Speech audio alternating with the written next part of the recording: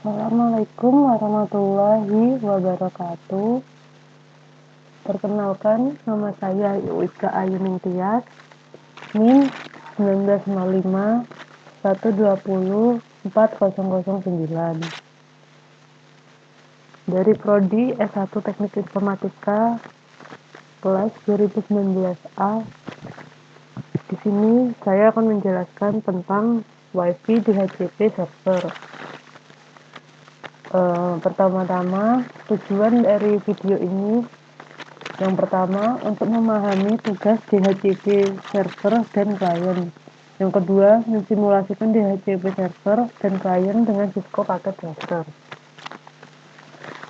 Yang pertama, sebelum masuk ke simulasi, di sini ada pengertian dari DHCP sendiri, yaitu DHCP atau disebut Dynamic Configuration Protocol adalah layanan yang secara otomatis memberikan nomor IP kepada komputer yang memintanya. Komputer yang memberikan nomor IP disebut sebagai DHCP server, sedangkan komputer yang meminta nomor IP disebut sebagai DHCP client. Dengan demikian, administrator tidak perlu lagi harus memberikan nomor IP secara manual pada saat konfigurasi TCP atau IP, tapi cukup dengan memberikan referensi kepada DHCP server pada saat DHCP client dihidupkan. Maka komputer tersebut melakukan request ke DHCP server untuk mendapatkan nomor IP. DHCP menjawab dengan memberikan nomor IP yang ada di database DHCP. DHCP server setelah memberikan nomor IP, maka server ini meminjamkan list atau nomor IP yang ada ke DHCP client dan mencoret nomor IP tersebut dari daftar pool. Nomor IP diberikan bersama dengan subnet mask dan default gateway. Jika tidak ada lagi nomor IP yang diberikan, maka klien tidak dapat menginisialisasi TCP atau IP dengan sendirinya, tidak dapat tersambung pada jaringan tersebut. Nah, di sini ada gambaran dari tadi, yaitu tentang jaringan dengan DHCP server dan DHCP client. Nah, ini ada cara kerja DHCP server. Di sini DHCP menggunakan 4 tahapan proses untuk memberikan konfigurasi nomor IP. Jika klien memiliki NIC lebih dari 1 dan perlu no IP lebih dari 1, maka proses DHCP dijalankan untuk setiap adapter secara sendiri-sendiri. Dan di sini ada DHCP discover. Klien meminta nomor IP ke broadcast mencari DHCP server. Yang kedua ada DHCP offer. DHCP server atau bisa satu atau lebih server. Jika memang ada 2 atau lebih DHCP server yang mempunyai nomor IP memberikan penawaran ke klien tersebut. Yang ketiga ada DHCP request. Klien memilih penawaran DHCP server yang pertama diterima dan kembali melakukan broadcast dengan message menyetujui peminjaman tersebut kepada DHCP server. Dan yang terakhir, yang keempat, yaitu DHCP acknowledgement. DHCP server yang memang memberikan jawaban atas pesan tersebut berupa konfirmasi nomor IP dan informasi lain kepada klien dengan sebuah acknowledgement. Kemudian klien melakukan inisialisasi dengan mengikat atau blinding nomor IP tersebut dan klien dapat bekerja pada jaringan tersebut. Sedangkan DHCP server yang lain menarik tawaran kembali. Di sini ada kelebihan DHCP server, saya akan sebutkan beberapa, yaitu yang pertama ada memudahkan dalam transfer data dari PC klien lain atau PC server. Yang kedua yaitu DHCP menyediakan alamat IP secara dinamik dan konfigurasi lain. DHCP ini didesain untuk melayani network yang besar dan konfigurasi TCP atau IP yang kompleks. Selanjutnya ada kekurangan DHCP server yaitu di sini kekurangannya disebutkan semua pemberian IP tergantung pada server. Maka dari hal itu jika server mati maka semua komputer akan disconnect dan saling tidak terhubung. Nah, di sini ada metode dalam konfigurasi DHCP. Yang pertama yaitu konfigurasi dengan range secara random otomatis IP pemberi. Jadi di sini metode yang pertama konfigurasi dengan range secara random otomatis IP. Dilanjut dengan pemberian IP address kepada klien secara random dan dapat berubah-ubah, namun masih dapat range IP address yang ditentukan. Jadi yang kedua ada konfigurasi dengan fixed alamat IP address, pemberian IP address yang sifatnya tetap, lalu pada klien yang membutuhkan data MAC address. Kita masuk ke percobaan. Yang pertama itu ada skenario. Dalam percobaan ini kita akan menyimpulkan DHCP server dan DHCP klien di atas jaringan wireless bridge yang telah kita praktikumkan sebelumnya. Yang sebelumnya itu WiFi wireless yang bertindak sebagai DHCP server adalah PC server dan yang bertindak sebagai klien adalah laptop smartphone.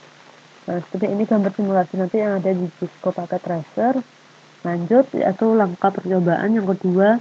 Satu, buat skema jaringan seperti gambar di atas, lalu setting IP server secara statik, yaitu 192.168.1.253/25.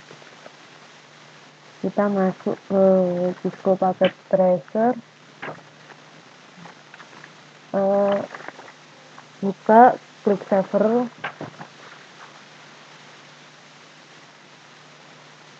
tunggu ya.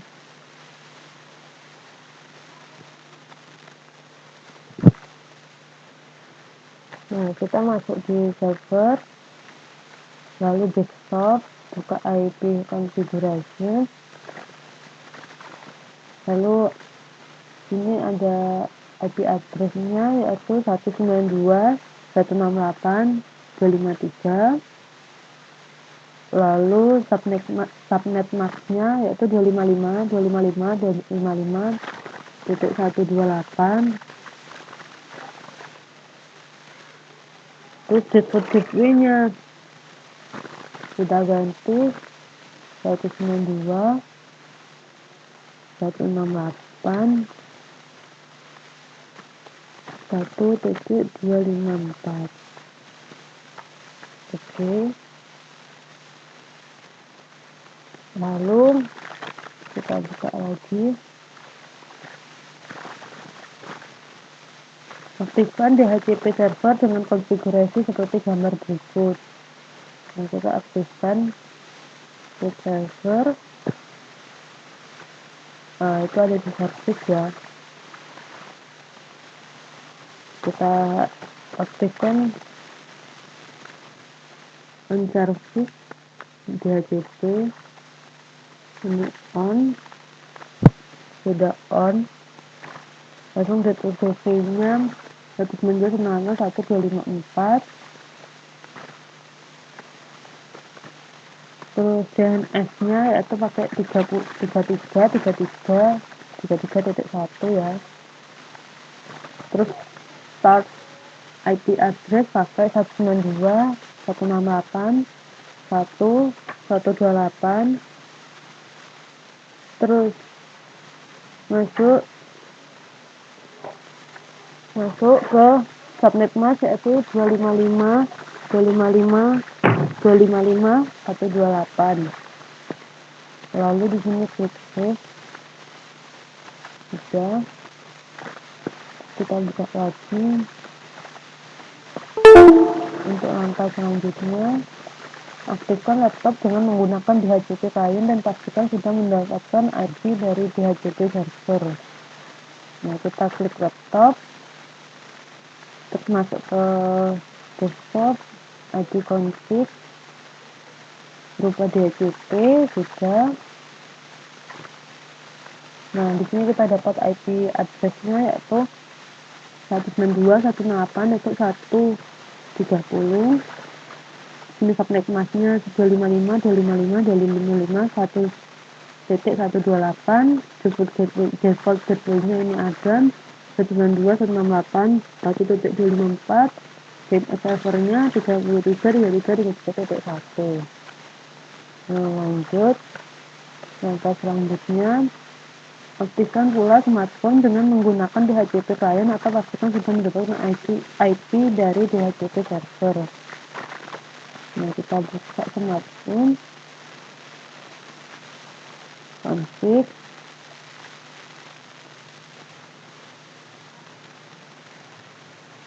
API config, support ke DHCP.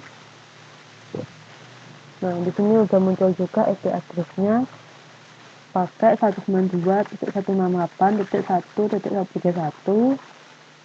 Lalu subnet mask-nya 255.255.128.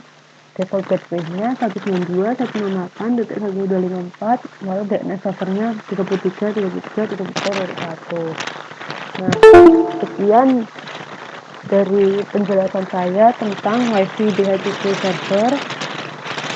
Semoga bisa bermanfaat. Mungkin jika ada kurang dan salah, mohon dimanfaatkan. Semoga video ini bermanfaat untuk teman-teman ya. Terima kasih. Assalamualaikum warahmatullahi wabarakatuh.